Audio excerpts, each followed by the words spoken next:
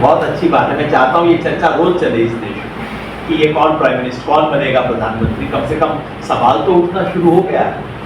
और बीजेपी कितनी बौखलाई हुई। आपने कभी सुना कि कोई आदमी अपनी ऑपोजिशन पार्टी से डर के देश का नाम बदलने की कोशिश करता है? अगर मेरा इनका झगड़ा हो जाए और मैं कहूं कि मैं अपने पिताजी का नाम बदलूंगा तो बहुत मैं डरता हूं ना इनसे, अगर ऐसा मामला हो गया है तो। अगर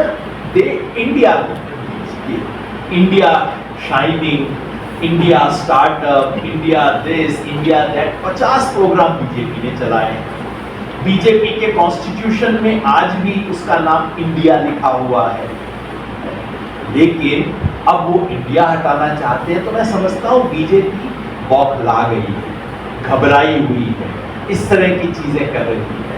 बहुत अच्छा। रही बात जो आपका प्रश्न है कि क्या सीटों का सामंजस्य होगा, मुझे पूरा विश्वास है। आपने बिहार का जिक्र किया, कल शाम को ही मेरे पास खबर आई कि बिहार का एक रफ सीट का डिस्ट्रीब्यूशन तय हो गया है। कल शाम को ही खबर आई।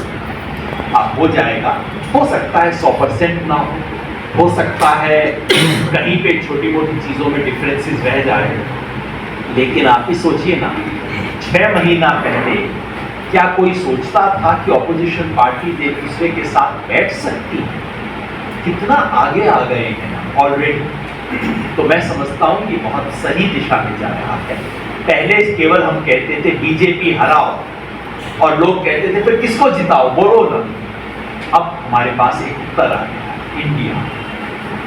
अब छोटी मोटे डिफरेंसेस सब चलते रहेंगे, लेकिन मैं समझता हूं देश बीजेपी को हराने की दिशा में एक बहुत बड़ा कदम दिया जा चुका है। असम में जो 12 पार्टियों का गठबंधन बना है वो भी एक बड़ा कदम है असम को सही दिशा में ले जाना। ऐसा करें, उनका पहले दे दें, उनका एक सवाल। सर, इंडिया और वर्सेस भारत जो है तो बीजेपी ने स्टार्ट किया, इसको लेकर उनका दाव उल्टा पड़ेगा तो पब्लिक में लोगों ने भी उसका विरोध किया।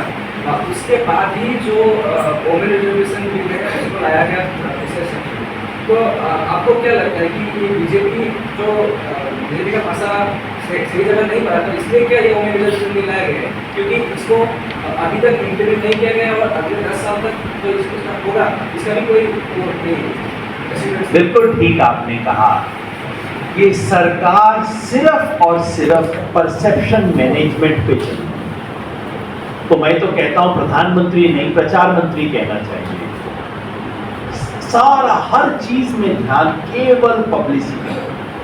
कभी आपने देखा है कोई नेता जो खाली दीवार को टाटा बाय बाय कर रहा हो? हमारे प्रधानमंत्री करते हैं क्योंकि कैमरे का एंगल सही है। कभी आपने देखा है प्रधानमंत्री खुद कैमरे का एंगल ठीक करवाता हो? हमारे प्रधानमंत्री करते हैं। कभी आपने देखा है कि कोई लीडर दिन में 5 बार कपड़े बदलता हो? हमारे प्रधानमंत्री करते हैं। क्योंकि केवल और केवल, बाकी लोग कौन से जीवी हैं पता नहीं, ये कैमरा जीवी जरूर। और ये विमेन्स रिजर्वेशन बिल का सारा कवायद सिर्फ और सिर्फ इमेज मेकिंग के लिए हुआ, क्योंकि महिलाओं को कुछ मिला तो नहीं। क्या मिला? एक इसको बोलते हैं प्रॉमिसरी नोट, कि अच्छा ये नोट ले लो, अभी पैसा नहीं दे रहा। उस नोट को लेके मुंबई जाना, फिर उसके बाद 10 साल बाद हो सकता है कोई तुम्हें पैसा दे देगा। प्रॉमिसरी नोट है, एक्चुअली कुछ नहीं हुआ, क्योंकि ये 27 वर्ष से जो चीज रुकी हुई थी उसको इंप्लीमेंट करते समय इन्होंने ऐसे 3 बड़ी समस्याएं कर दी हैं जिसका कोई उत्तर नहीं। नंबर 1, ओबीसी को इसका SC ST के लिए तो किया, ओबीसी के सवाल को गोल कर दिया, खत्म कर दिया। नंबर 2, रिजर्वेशन कैसे किया जाएगा, मैकेनिज्म उसका क्या होगा, रोटेशन होगा नहीं होगा, रोटेशन का प्रिंसिपल क्या होगा, कुछ नहीं बताया, एक शब्द नहीं है। दादा तो जानते हैं। और तीसरा, कब मिलेगा, उसमें सेंसस और डिलिमिटेशन का कंडीशन लगा दिया गया। सेंसस 2025 से पहले नहीं हो सकता, लेकिन वो सबसे इंपॉर्टेंट बात नहीं है। डिलिमिटेशन का जो कंडीशन है वो सबसे खतरनाक कंडीशन है, क्योंकि आर्टिकल 82 के तहत 2031 से पहले के डिलिमिटेशन, 2031 के सेंसस से पहले के सेंसस को डिलिमिटेशन के लिए यूज किया ही नहीं जा सकता।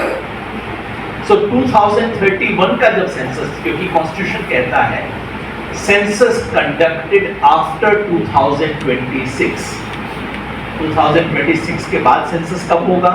2031 में होगा। 31 में सेंसस होगा, 32 में उसका सेंसस के फिगर्स आएंगे, फिर डिलिमिटेशन कमीशन काम करेगा। पिछली बार डिलिमिटेशन कमीशन ने अपना काम करने के लिए 5 साल और 5 महीने लिए थे।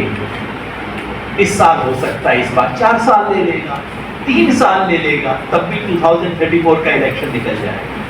तो ये 10 साल भी नहीं, 15 साल की तैयारी। तो खेल ये था कि महिलाओं को आरक्षण की सारी ताली बजवा लो, फोटो खिंचवा लो, इतिहास पुरुष, युग पुरुष, ये सब कुछ करवा लो और उनको कुछ देना ना पड़े। तो दिया भी, इसको हिंदी में कहते हैं, पता नहीं असली में कोई कहावत है, हिंदी में कहावत है, सांप भी मर जाए और लाठी भी ना टूटे।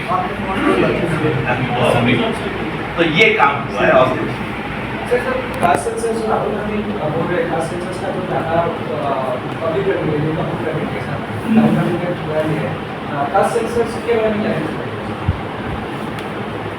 याद रखिए, कास्ट सेंसस का सवाल कोई नया सवाल नहीं। 2010 में इस देश की पार्लियामेंट में यूनैनिमस रेजोल्यूशन है जिसका